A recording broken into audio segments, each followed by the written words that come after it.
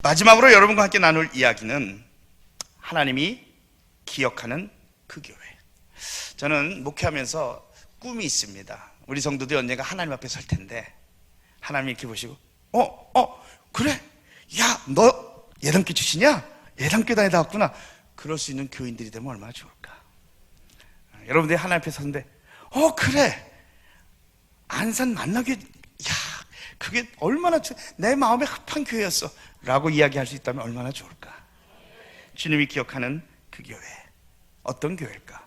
오늘 마지막 여러분과 드릴 말씀은 고넬료에 관한 이야기입니다. 오늘 본문은 교회사적으로 굉장히 중요한 부분입니다. 왜냐하면 지금까지 교회는 유대인들의 전도에만 열을 올렸던 교회가 처음으로 이방인을 향해서 관심을 갖게 된 사건이 오늘 베드로와 고넬료의 만남의 사건입니다.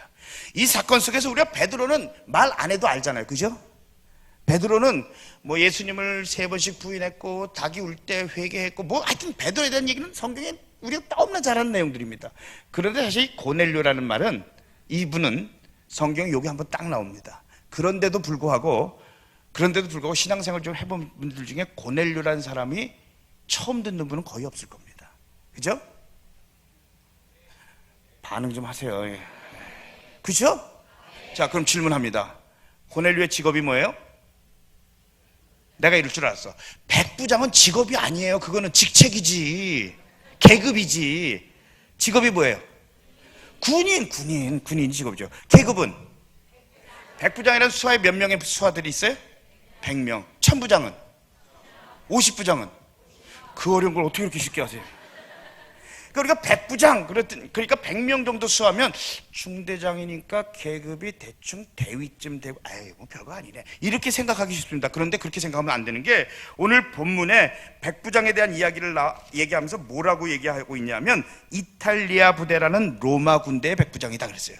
당시에 세계를 점령하고 있던 로마에게는 여러 가지 모습의 군대들이 있었어요. 어떤 부대는 식민지의 노예들로 구성된 부대도 있었고, 어떤 부대는 식민지에 갖고 있는 그 사람들, 점령지의 사람들로 구성된 부대도 있었어요. 그러나 이탈리아 부대라의 로마 군대, 그러면요, 정예 중에 정예입니다.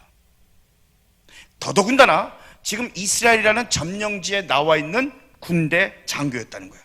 그러니까 이 사람이 굉장히 높은 사람입니다. 어떻게 알 수 있냐? 이 사람이 사는 동네가 어디예요? 안산은 아니에요, 분명히. 어디예요? 가이사랴라는 동네다. 여러분이 이스라엘을 방문할 기회가 있다면 가이사랴라는 지역이 굉장히 특이한 지역입니다. 가이사랴라는 곳은요, 도시가 형성될 수 없는 곳이에요. 왜냐하면 도시가 생기려면 반드시 있어야 되는 게 뭐냐면 먹을 물입니다.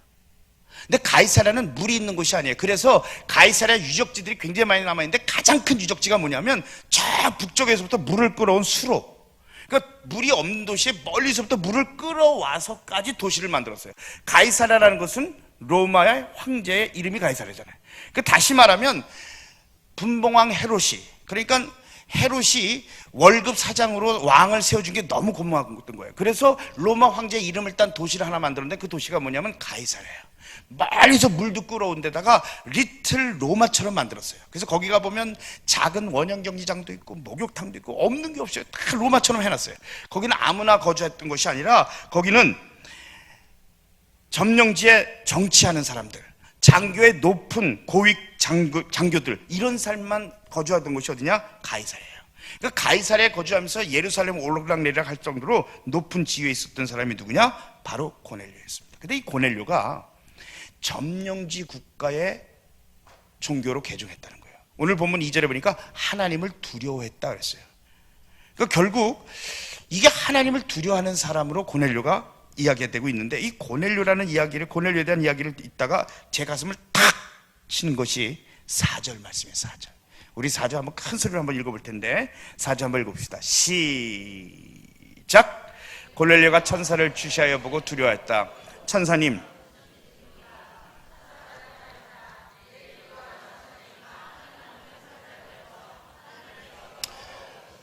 자, 하나님께서 고넬료를 기억하고 있는데 두 가지 때문에 고넬료를 기억하고 있다는 거예요. 뭐예요? 기도와 구제. 구제를 우리들이 편안한 단어로 바꾸면 섬김. 이스라엘 백성들을 섬겼던 섬김과 기도로 인해서 내가 너를 기억한다. 여러분, 예수 그리스도를 내 삶의 구세주와 주인으로 영접하셨습니까? 여러분, 다른 건 아멘 안 해도 괜찮은데요, 이거는 자다가 깨서도 아멘 해야 돼요. 예? 다시 한번 묻습니다. 예수 그리스도를 내 삶의 구세주와 주인으로 영접하셨어요? 자, 그렇다면 절 따라하세요. 나는 지옥 가기는 다 틀렸다. 왜? 예수 그리스도를 내 삶의 구세주와 주인으로 영접했으니까 우린 지옥 가기는 다 틀렸어요. 어떻게 지옥 가기는 다 틀렸어요? 자, 그런데 중요한 건 뭐냐? 그럼에도 불구하고 우리가 주님 앞에 서게 될 때에 주님께서 이 땅에서 우리가 한 것을 가지고 우리를 기억해 주시는데, 우리에게 상급을 주실 건데, 주님께서 뭘 보시냐? 뭘 보고 우리를 기억하시냐? 두 가지라는 거예요.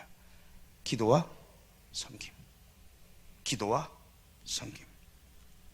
여러분, 기도와 섬김 얼마나 쌓아놓고 계세요? 근데 이 기도와 섬김이라는 것을 따로따로 떼어놓고 생각할 수 있냐? 그거 아니라는 거예요. 여러분, 진실한 마음으로 섬기는 사람은 기도하는 사람이 될 수밖에 없고요, 기도하다 보면 하나님 주신 마음 가지고 섬길 수밖에 없게 됩니다. 제일 위험한 사람이 어떤 사람이냐? 이 두 개를 띄워놓고 생각하는 사람이에요. 기도는 안 하고 섬기만 하는 사람, 이거 정말 문제 많은 사람입니다. 이 사람들은 어떤 신앙으로 빠지냐면 늘 사오정 신앙으로 빠집니다.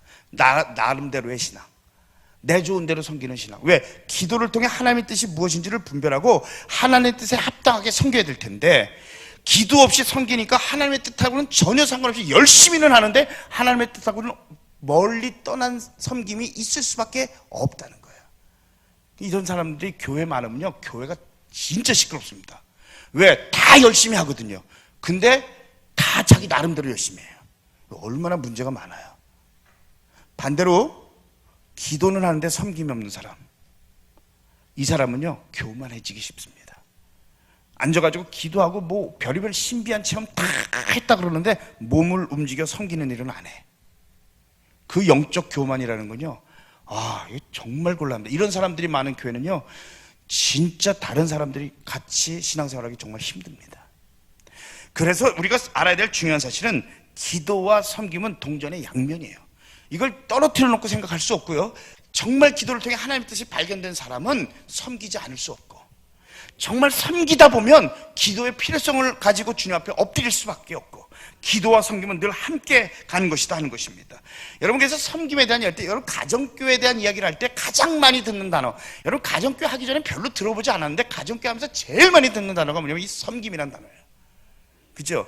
여러분, 신앙생활 하면서요, 일반 우리가 그냥 예전에 신앙생활 할 때 사실은 하나님과의 관계 속에서 신앙생활을 하면서 제일 훈련되지 못한 부분들이 있다면 주신 은혜를 가지고 섬기는 일. 우리가 섬긴 그럼 주로 교회 와서 봉사하는 섬김이라고 생각했어요. 근데 가정교회 하면서 얘기하면서 뭘 얘기하냐면 영혼에 대한 섬김을 얘기하더라는 거예요. 여러분, 이 섬김에 대한 일은 우리가 가장 많이 듣는 단어 중에 하나입니다. 우리가 첫 시간에 살펴봤는데 교회 존재 목적이 영혼 구원하여 제자 삼는 것. 근데 어떻게 하면 영혼 구원이 일어나느냐? 섬겨야죠. 여러분, 세상은 우리 그리스도인의 삶의 변화와 그리스도인들의 섬김의 모습을 보기 전까지는 신앙에 관심 없습니다. 너나 나나 주일날 성경 끼고 교회 가는 거 외에는 너하고 나하고 다른 점이 뭔데? 우리 성도들이 세상을 향해서 어떻게 빛과 소금의 직분을 감당할 수 있느냐? 섬김을 통해 나타나는 겁니다. 근데 한 가지 생각해 볼 것은, 그러면 어디까지 섬겨야 하냐는 거예요. 여러분, 우리는 유한한 인간이기 때문에 섬김에 한계가 있을 수밖에 없습니다. 제가 여러분을 너무 우습게 보는 건지는 모르겠어요. 여기 그런 분이 있는지 모르겠지만, 목원이 사업을 하다 쫄딱 망했어요. 그러면 한 10억 정도 손에 딱 쥐어주면서 그냥 나중에 돈 벌면 갚아, 안 갚아도 돼. 그럴 수 있는 사람이 있으면 한번 손 한번 들어보세요. 없어서 감사합니다. 우리의 섬김에는 한계가 있잖아요. 우리가 무한정 섬길 수 있는 게 아니잖아요. 부부간의 불화로 이혼의 위기에 놓여 있는 사람들을 상담하면서 그 사람들을 다시 회복시킬 능력, 이거 되게 어려운 일입니다. 제가요, 목회 초년병 시절에 예담교회 개척한 지 얼마 안 됐을 텐데, 교회 중심되는 집사님인데 주일날 교회를 안 오셨어, 두 분 다. 나중에 딸아이한테 물어봤더니, 여러분, 이게 집안의 간첩은 늘 애들입니다. 애들은요, 있는 거 없는 거 다 다른 대로 얘기하거든요. 아이에게 물어봤더니 엄마 아빠가 어제 무지무지 싸웠다는 거야. 싸우고 아무리 싸워도 교회를 안 오면 어떡해. 그래서 저녁에 신방을 갔어요. 죽는 줄 알았어요. 8시쯤 신방 갔거든요. 저는 남편이 붙들어 놓고, 저희 아내는 아내가 붙들어 놓고, 저 인간이 연애할 시절부터 시작해서 40년 동안 살았던 레퍼토리를 읽기 시작하는데 새벽 4시까지 들었어요. 그리고 4시에 새벽 기도 가야 돼서 일어나서 나왔어요. 대문을 나오는데 휘청하더라고요. 얼마나 힘든지. 그때 아주 굳은 결심한 게 뭐냐면, 남의 부부싸움엔 절대 관여 안 하리라. 여러분, 부부싸움하고 이혼한다고 아등바등 하는 사람, 그걸 치유하고 회복할 능력이 우리 가운데 참 없어요. 참 어렵습니다. 그렇지 않아요? 제가 예담교회 개척한 지 가정교회 하기 전에, 그때는 지금이야 수평이동 다 맞거든요. 그리고 영원군에서 제자 삼는 교회에 대한 핵심을 가지고 하는데, 그때는 아무다 와도 줬어요. 그때였어요. 그냥 교회만 활짝 열어놓고 남의 교인 와도 줬어. 그렇게 목회할 때예요. 한 장로님이 전화가 왔어요. 근데 이 장로님이 유명하신 분이에요. 달라스에서 돈 꽤나 있다고 알려주신 분이에요. 이런 분이 전화를 했어요. 전화를 받았어요. 목사님, 마켓에 갖다 놓은 CD, 설교 CD 잘 듣고 있습니다. 설교를 통해 은혜 많이 받고 있습니다. 목사님, 이거 좀 상담할 일이 있는데 상담 좀 해주실 수 있나요? 오브콜스, 기쁨이죠. 돈 많은 장로님이신데. 또 어쨌든 상담을 했어요. 혹시 우리 교회 오시려나 하는 마음이 있었을까요? 없었을까요? 여러분이 목사를 바라보는 수준이 딱 그 정도죠. 어쨌든 상담을 했어요. 상담을 잘 했는데, 우리 교회 오겠다는 얘기는 아니고, 문제가 뭐냐면, 미국에 처음 와서 아이 때문에 미국 왔다, 그런 얘기들 많이 하거든요. 아이 잘 키우겠다고 투잡 뜨리잡 뛰면서 애 혼자 집에다 놔놓고, 뭐 필요하다면 돈은 실컷 갖다 주고, 그렇게 해서 애를 키웠어요. 공부 열심히 해. 하여튼 부모들 입에서, 하여튼 대학 갈 때, 대학 가서도 요새 마찬가지지만 제일 많이 나오는 단어가 뭐예요? 공부해잖아. 공부해. 아주 방언처럼 많이 하잖아요. 공부해. 그렇게 공부를 시켰는데 애가 다행히 공부를 잘했어. 그래서 대학에 스탠퍼드라고 하는 아주 유명한 대학에 입학을 했어요. 근데 1학년 마치고 왔는데 애가 초죽음이 돼서 온 거야. 그래서 공부하고 힘들구나. 그래가지고 노경에 인삼에 데려 먹여서 하여튼 해서 보냈어요. 그리고선 간지 얼마 안 돼서 학교에서 퇴학 처분을 내렸어요. 그 이유가 뭐냐면, 마약을 팔다가 마약 중개상으로 걸렸다는 거예요. 이게 무슨 얘기냐면, 얘가 기숙사에 들어갔는데 기숙사의 룸메이트가 파티보이야. 하여튼 온갖 파티를 너무 좋아하는 애예요. 근데 얘하고 같이 파티에 갔다가 캔이 따져 있는 음료수를 하나 받아 마시는데 거기 이미 마약을 넣었던 거예요. 그렇게 해서 마약이 중독이 된 아이예요. 그래서 중간에 왔는데 해롱해롱하고 피곤했던 이유가 그것 때문에 피곤했던 거예요. 근데 부모에게 계속 손을 벌릴 수가 없잖아요. 그러니까 마약은 해야 되겠고 돈은 없고, 그러니까 중간에 마약을 판매하다가 캠퍼스 안에서 하다가 딱 잡힌 거예요. 그래가지고 왔는데 그걸 고치도록 수용소도 보내보고 별짓을 다 했는데 좀 나아지나 싶으면 또 하고, 나아지면 너무 괴로운 거예요.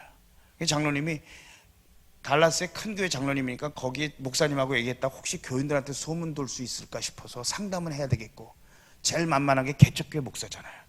교인 몇 명 안 되니까 소문 날 일 없잖아요. 제가 여기 와서 이거 얘기할지도 모르고. 근데 어쨌든 그 얘기를 하셔서 쭉 듣고 기도해드리고 이제 그랬습니다. 여러분, 이런 일들을 겪을 때 목사지만 제일 힘든 게 뭐냐면 위로의 말이에요. 격려의 말이에요. 여러분, 이런 상황 속에서 어떻게 그 사람들을 격려하고 섬길 수 있을까? 여러분, 우리는 한계가 있잖아요. 죽기 살기로 섬긴다 그래도 한계가 있잖아요. 그렇기 때문에 섬기는 사람이 기도할 수밖에 없는 이유가 뭐냐면, 한계가 없으신 분, 유일하신 분은 하나님이잖아요. 섬기다 보면 자신의 한계를 느낄 수밖에 없어요.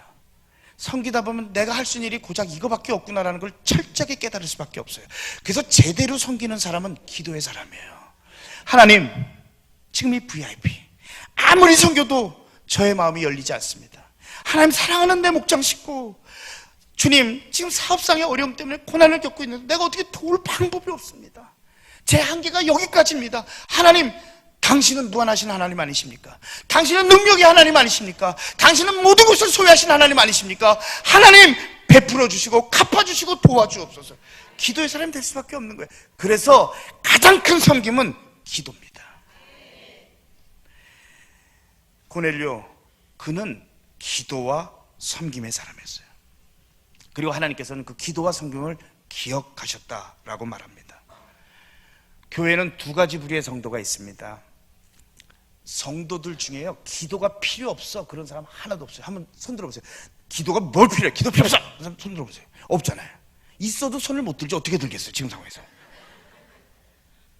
그런데 두 가지 부류는 뭐냐면, 기도가 필요하다는 건 알아. 근데 필요성만 깨닫고 천국 갈 때까지 그 필요성만 깨닫고 살아가는 성도예요. 또 하나는 필요성을 가지고 하나님 앞에 엎드려 진짜로 기도하는 성도예요.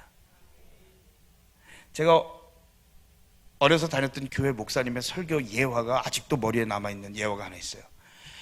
옛날에는 이렇게 꽃상여 메고서는 장사 치렀잖아요. 근데 상여가 나가는데 상여 안에서 소리가 나더래요. 그래서 무슨 소리가 나나 이렇게 들어봤더니 껄 이런 줄 알았으면 기도 좀 할걸, 이런 줄 알았으면 좀 섬기고 살걸, 껄껄하는 인생 되지 말자고요. 여러분, 우리가 우리의 삶 가운데서 하나님 앞에 우리가 기도하고 섬기는 이 삶을 살아가는 거, 여러분, 기도에 대한 부담감을 가지고 하나님 앞에 기도해야 하는데, 그런데 하나님 앞에 응답받는 기도가 어떤 기도인지 오늘 고넬료의 기도를 통해 우리에게 분명히 보여주고 있는데, 그 기도는 따라합시다. 생활화된 기도.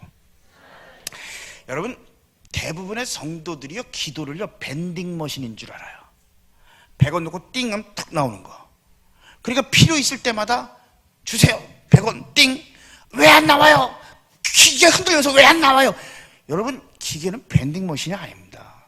이건 좀 나요. 어떤 사람은 기도를 소화기로 사용하는 사람이 있어요. 불 나야 기도해. 여러분, 새벽 시간에 제일 불안할 때가 언제냐면요, 생전 기도 안 하던 사람이 새벽 기도하고 쥐야 그러면 또 저 인간 무슨 일이 있어서 저러냐, 불안한 거예요. 여러분, 기도를 제발 부탁이니까 밴딩머신이나 소화기로 사용하지 마세요. 하나님이 기뻐하시는 기도, 고넬료는 어떤 기도였냐? 그는 생활화된 기도였어요. 항상 주님 앞에 엎드려 기도했는데, 유대인의 전통대로 오전 9시, 정오, 오후 3시가 되면 하나님 앞에 엎드려 기도했고, 오늘 본문은 오후 3절에 보니까 오후 3시쯤 되어 기도했다, 그렇게 말합니다.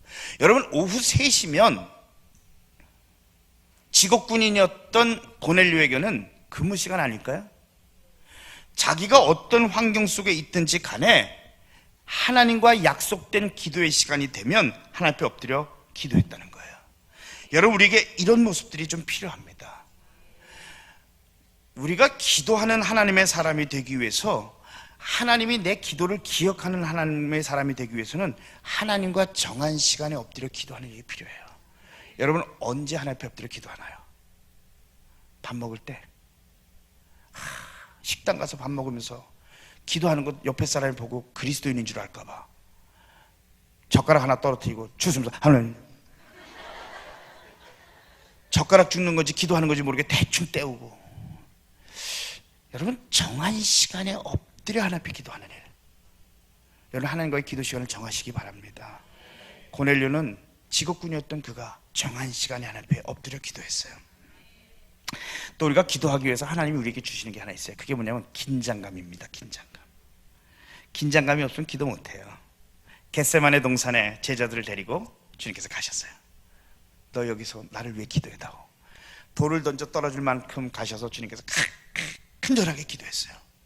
그리고 돌아와서 보니까 제자들이 뭐하고 있었어요? 예수님이 기도하라 그러는데 자는 거는 그냥 자고 있었어요. 그렇게 고상하게 얘기하면 안 돼요. 자빠져 자고 있었던 거예요. 아니, 예수님이 기도하라 그러는데 어떻게 잘 수가 있어? 그래서 깨워서, 야, 제발 좀 날 위해 기도해 임마 자식아 자지 말고. 그리고 또 가서 기도하셨어요. 그리고 돌아보니까 그 다음에 뭐 하고 있었어요? 자빠져 자고 있었어 또. 어떻게 이럴 수가 있어? 왜 그랬을까요? 무슨 일이 일어날지 알 수 없었어요. 긴장감이 없기 때문이에요. 여러분, 목장 사역을 하다 보면 하나님께서 기도거리를 끊임없이 던져주십니다. 힘들고 괴롭지만 그게 축복인 거 아세요? 제가 목회하면서 그런 일들이 참 많았어요. 저희가 언제 그렇게 하나님 앞에 간절하게 기도했던 적이 있었나 생각해 보니까, 저희가 교회를 처음 개척해놓고 교회가 조금 부흥되기 시작했어요. 6개월쯤 되니까 미국 교회에서 나가래요. 갑자기 미국 교회 빌려 쓰고 있었는데, 엄동설안에, 텍사스는 엄동설안은 없어요. 늘 더우니까. 지금 몇 도냐고 물어보는데, 지금 오늘 뉴스 보니까 텍사스 지금 기온은 42도입니다 살만하겠죠? 뭘 그렇게 놀라세요? 우린 늘 그렇게 사는데. 그러니까 저같이 뜨거운 남자들은 거기 살기 좋은 거예요. 근데 어쨌든지 간에 이게 쫓겨나게 생겨서 이거 어떻게 할까. 그때 정말 교회들마다 도어투도어 하면서 우리 교회를 받아달라고. 그때는요 정말 밥 먹고 일어나서 한 일은 기도밖에 없었던 것 같아요. 하나님의 긴장감을 주시면 기도할 수밖에 없어요. 여러분, 우리가 목장에서 구원해야 될 VIP를 붙여주시고, 목장 식구들의 여러 가지 기도 제목을 주시는 건요, 하나님 앞에 정한 시간에 엎드려 기도하라는 우리에게 주신 특권임을 알아야 합니다. 목자가 됐다는 것, 목녀가 됐다는 것의 뜻이 뭔 줄 아세요? 내 기도의 지경을 넓혀주셨다는 거예요. 맨날 지 문제 가지고 기도하고, 맨날 지 식구들 가지고 지지고 먹고 기도하고, 그 이상을 벗어나보지 못했던 인간에게 이제 좀 기도의 지경을 좀 넓혀라. 그래서 기도해야 될 대상자들을 주시고 긴장감을 주셔서 하나님 앞에 엎드려 기도할 수 있는 거. 여러분, 이건 굉장히 큰 특권이에요. 긴장감이 주는 게 뭔 줄 아세요? 긴장감이란 뜻은 이겁니다. 하나님께서 우리의 어깨를 두드리는 거예요. 야, 얘기 좀 하자. 야, 얘기 좀 하자. 말 안 들으니까 머리, 야 임마 얘기 좀 하자. 그게 긴장감이에요. 그럼 빨리 돌아서 얘기합시다. 그리고서 하나님 앞에 얘기해야지. 하나님 우리에게 적절한 긴장감을 주셔서 우리를 하고 기도하게 하신다. 이런 얘기를 하시는 분들이 계세요. 목사님 근데 기도해도 응답이 안 돼요. 여러분, 기도하면서 우리가 잊지 말아야 될 중요한 사실은 하나님의 때가 있다 하는 사실입니다. 이게 딱 맞아 떨어질 때가 있어요. 하나님의 때와 내 때가 딱 맞아 떨어질 때도 있어요. 근데 이게 안 맞아 떨어질 때도 있다는 사실이에요. 오늘 본문을 보면 하나님이 얼마나 정확하신 하나님이신지 소름이 끼칠 정도예요. 욥바, 베드로가 있었던 욥바라는 곳에 있어서 가이사랴까지는 한 50km 정도 됩니다. 성인 걸음으로 걸어가면 12시간 정도가 걸리는 거리입니다. 이 거리를 고넬료가 하나님의 음성 가운데서 베드로를 청해 오기 위해서 사람을 보냅니다. 그리고 그들이 도착할 그 시간에 베드로는 기도하러 올라갔다가 하나님이 주시는 환상을 봅니다. 어떤 환상이었어요? 보따리 하나가 이렇게 내려와요. 그게 딱 열리는데 온갖 것들이 거기 다 들어있는데 징그러운 게 있는 거예요. 유대인들이 절대 먹어서는 안 되는 거. 근데 우리는 즐겨 먹는 것들도 많아요. 거기 랍스터 뭐 이런 거 안 좋아하세요? 못 먹어보셨구나. 랍스터 대따 맛있거든요. 랍스터, 메뚜기 볶아 먹으면 또 얼마나 맛있어요. 메뚜기. 우리는 즐겨 먹지만 유대인들은 절대 못 먹는 거. 하여튼 뭐 그런 것들 징그러운 것들 잔뜩 주시면서 먹어라. 못 먹습니다. 내가 어떻게 먹습니까? 먹으라. 그 하나님과의 대화가 딱 끝나자마자 띵동 하고 들어온 사람이 바로 고넬료가 보낸 사람들이었어요. 정확한 시간에. 그리고 베드로를 데려다가 그들은 가정부흥회를 열게 됩니다. 여러분, 우리가 알아야 될 중요한 사실은 하나님은 시간에 민감하신 하나님이시다 하는 겁니다. 그런데 아까 앞에도 얘기했지만 시간에는 하나님의 시간이 있고 내 시간이 있다는 거예요. 하나님은 하나님의 시간표대로 내가 생각했던 것보다, 내가 기도했던 것보다 더 크게 이루시는 하나님이십니다. 믿습니까? 안 믿어져요? 예, 아멘 할 땐 아멘. 목사님 맨날 얘기하잖아요. 아멘 해야 배부른다고. 아멘. 자, 하나님은 내가 생각하는 것보다, 내가 기대하는 것보다 더 크게 이루시는 하나님. 그런데 우리는 어떠냐면 하나님의 시간표 전혀 개의치 않고 내 시간표 하나님 앞에 들이밀고 필요 없어요, 지금 주세요, 지금 주세요, 주시옵소서, 주시옵소서. 그러다가 안 되면 안 되나벼, 하나님 내 기도 안 들어주셔. 그러면 하나님의 응답이 들려옵니다. 네 믿음대로 될지어다. 여러분, 우리가 중요한 것은 하나님의 시간이 있다. 하나님은 정확하신 하나님이세요. 우리가 하나님의 때를 알지 못한 우리에게 필요한 게 뭐냐면 인내하고 기다리는 거예요. 기도의 자리에 머물러 있는 거예요. 하나님은 기도의 자리에 머물러 우리들 가운데 하나님의 때가 될 때 갚으시고 베푸시고 우리의 생각하는 것보다 더 크게 이루시는 하나님이심을 믿기를 바랍니다. 목장을 하다 보면 도저히 변할 것 같지 않는 사람들이 있어요. 밥도 헤매기고 좋은 음식 다 헤매기고 별의별 노력 다 해도 할 테면 해보라는 식으로 빗나가는 사람. 여러분, 우리가 하나님의 때가 언제인지 알지 못해. 오늘 아침에 제가 얘기했잖아요. 8년 동안 목장 모임 와서 밥만 먹고 간 사람이 있어요, 제 교회에. 왜냐하면 처음 전도할 때 밥만 먹고 가, 그렇게 전도하니까 진짜 그 말에 순종해서 밥만 먹고 가는 거야. 얼마 동안? 8년 동안 한 주도 안 빼놓고.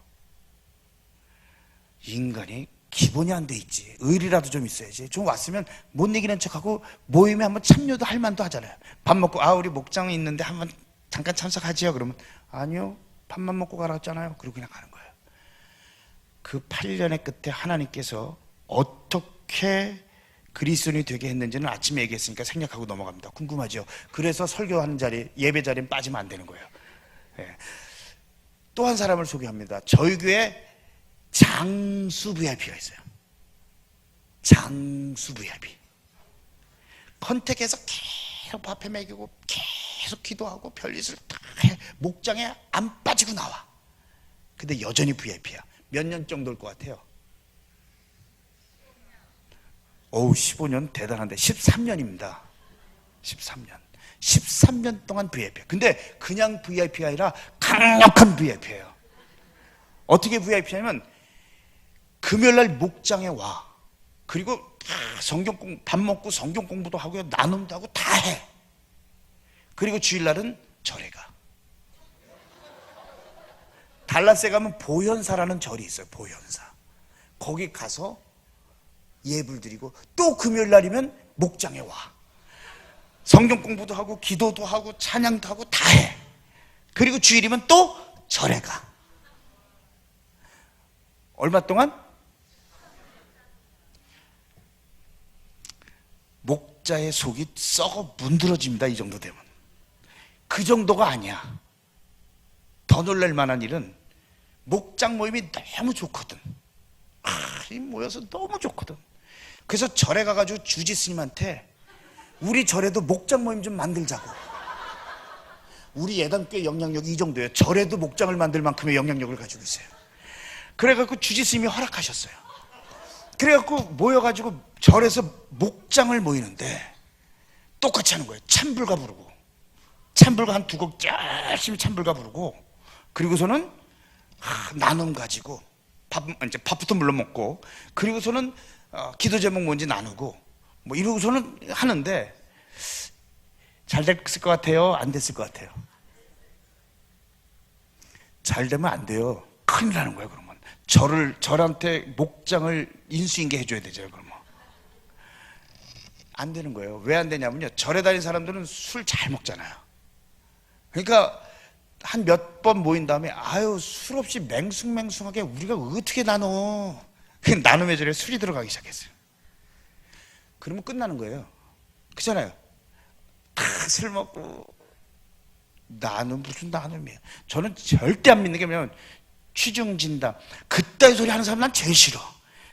제정신에 좀 얘기 좀 하지 왜 취중진담. 그러니까 술 먹고 뭐 난리를 치고 그 모임이 될 수가 없어요. 그래서 이 사람이 너무 희한했던 거예요. 그래서 목자님을 찾아와서 물어본 거예요. 목자님, 교회에서는 목장이 잘 되는데 절에서는 왜 목장이 안 돼요? 그 질문에 대해서 지혜롭게 대답해야 돼. 여러분에게 누가 물어본다면 어떻게 대답하시겠어요? 왜 절에서는 목장이 안 돼요? 저기 찬양인도 하신 목자님, 뭐라고 대답하시겠어요? 그 목자가 쉬운 게 아니에요. 이게 그렇게 어려운 거야. 우리 목자님이 이렇게 대답했어요. 그걸 몰라? 정색하면서 그걸 몰라? 우리 목장이, 이게 목장이 사람들끼리 모인 것 같지만 이 안에 성령님이 함께 계셔. 성령님이 함께 하시지 않는 모임은 제대로 될 수가 없어. 절에 어떻게 절의 모임에 성령님이 계시니 거기. 그러니까 그 모임은 될 수가 없는 거야. 이 사람이 그렇군요. 그런데 여전히 교회는 안 와. 절에 가. 다음번에 여러분과 다시 만날 기회가 있다면 그 13년 VIP가 드디어 예담께 나오기 시작했습니다. 그럴 수 있을 때가 오기를 주님의 이름으로 소원합니다. 여러분, 중요한 게 뭐냐면 하나님의 때를 몰라요. 13년을 섬겨도 언젠간 그 사람이 주님 앞에 돌아올 거라는 확신을 가지고 섬기는 거예요. 지금은 아닐지라도 주님이 주실 미래를 바라보고 하나님의 시간표 속에 있을 그 미래의 축복을 바라보면서 섬기는 마음. 여러분, 목자가 이거 없으면 지칩니다. 당장 효부를 보려는 사람 있잖아요. 성질은 또 얼마나 급한지. 조금 섬기다 내가 지한테 어떻게 섬겼는데 인간이면 어떻게 저래. 제발 그러지 마세요.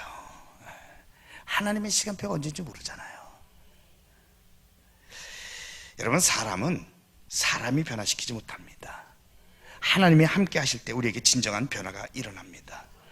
그렇기 때문에 우리는 때를 얻든지 못 얻든지 하나님의 때를 기대하면서 기도하는 일이 필요한데, 정한 시간에 엎드려 기도하는 일. 제가 선교 나갔을 때요, 저를 되게 부끄럽게 했던 일이 있어요. 이슬람 지역의 선교였기 때문에 이슬람 친구들을 좀 사귀었는데, 이슬람 지역에서는 그냥 막 복음을 전할 수가 없어요. 그래서 프렌드십 이벤젤리즘이라고 해서 먼저 친구가 되고 관계를 맺은 다음에 복음을 전해. 우리 지금 목장에서 하듯이. 근데 이런 얘기를 해요. 너 크리스찬이지? 그래서 웃으면서 너는 주일날 일요일에 한 번 교회 가서 기도하잖아. 우린 매일 5번 기도한다. 물론 굉장히 형식적인 기도예요. 여러분, 이슬람 사람들 기도하는 거 혹시 보신 적 있어요?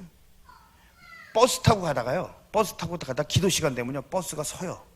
다 내렸어요. 양탄자 깔아놓고 거기서 이거 하고 기도하고 있어요. 그리고 다 끝나고 나서 다시 타요. 여러분, 아랍 쪽에 비행기를 탈 일이 있으면요, 중간에 비행기 복도에다가 양탄자 깔아놓고 기도하는 사람들 심심치 않게 봅니다. 정한 시간이 되면 엎드려 기도하는 거예요. 물론 형식적인 기도를 할지라도 그게 절 되게 부끄럽게 만들었어요. 넌 하루에 몇 번 얼마나 하나님과 정한 시간에 엎드려 기도하니?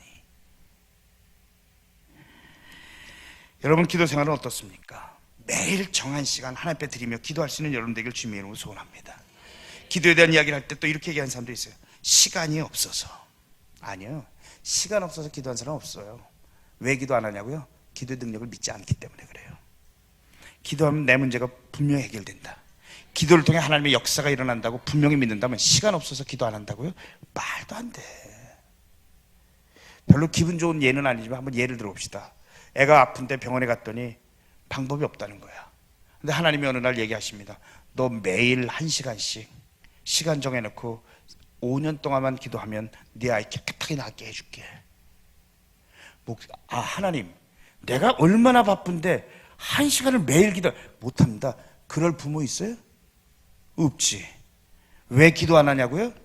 기도의 능력을 믿지 못하기 때문에 기도 안 하는 거예요. 여러분, 도전합니다.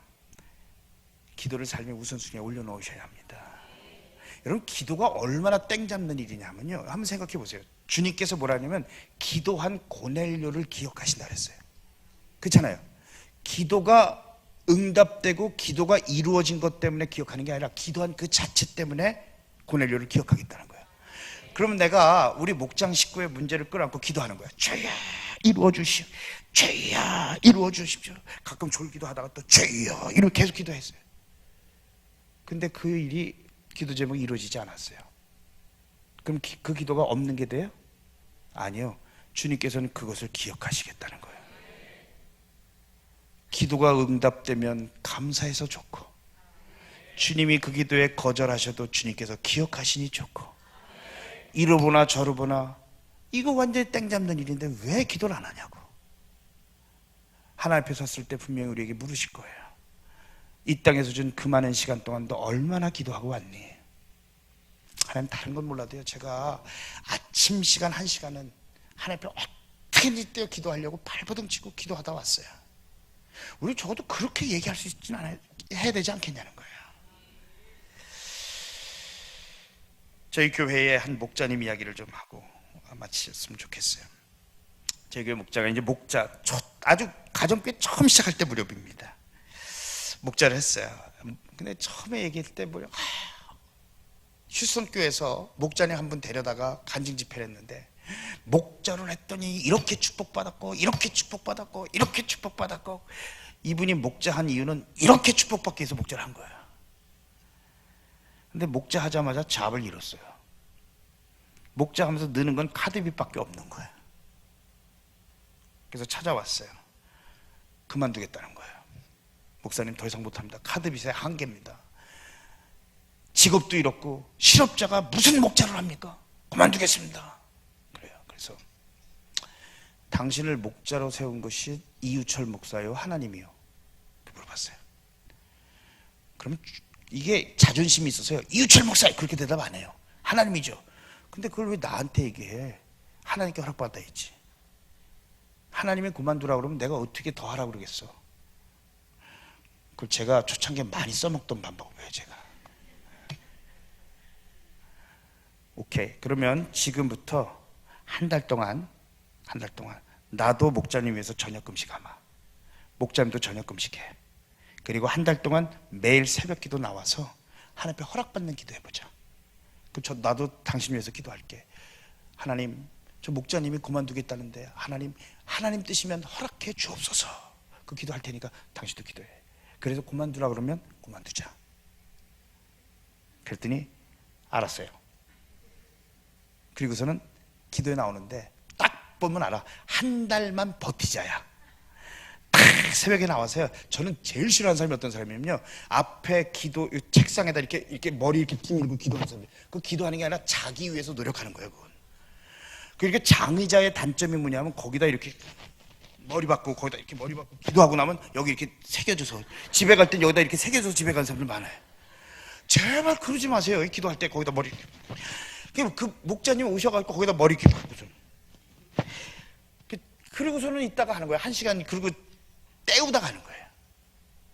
근데 그렇게라도요 한 일주일쯤 매일 나왔어요. 그러더니 또 이상한 짓을 하기 시작해. 찬양을 하는데 무슨 찬양이면 이 찬양이에요. 아시지요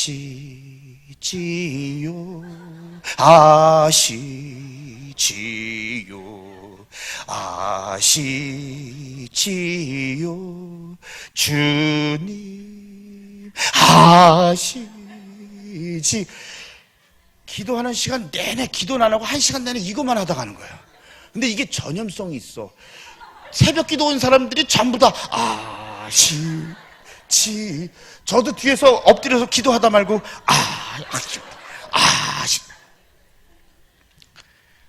그러면서 속으로 뭘 한다는 거지? 내 형편과 처지를 아시니까 그만둬도 되죠? 그 소린가? 한 달을 채웠어요. 한 달을 채우고, 목사님 주일날 간증하겠습니다. 뭘 간증하겠다는 거야? 아시지요? 그래서 뭐 간증할 건데? 했더니 아니요, 일단 간증하겠습니다. 했더니 오케이, 아시지요 할 거야? 했더니 예, 조금 할 겁니다. 앞에 나와서 간증을 하는데, 주일 간증을 하는데, 하나님께서 내가 네 형편을 몰라서 목자 시켰겠냐? 내가 아픔을 몰라서 내가 널 목자 세웠겠냐? 네 형편은 내가 더 잘 알지 않냐? 순종할 때 내가 더 큰 것으로 갚으마. 기도 중에 하나님이 이 음성을 주신 거예요. 그러니까 다른 거 할 게 없는 거야.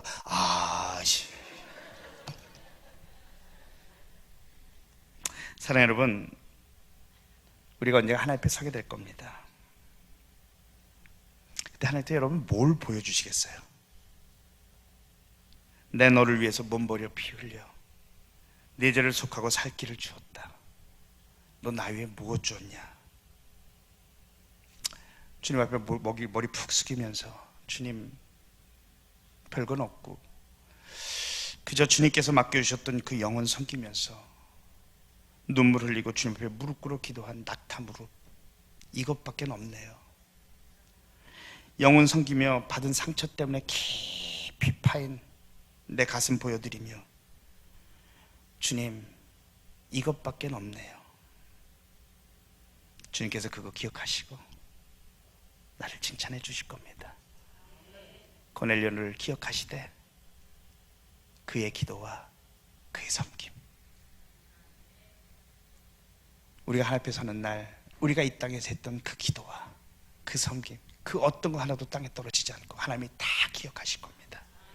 원하고 기도하기는 사랑하는 성도들의 삶 가운데 하나님이 기억할 만한 기도와 섬김을 마음껏 쌓고 하나님 앞에 섰을 때 잘했다 칭찬함 받는 복된 성도들 되길 주님의 이름으로 축원합니다. 기도하십시다.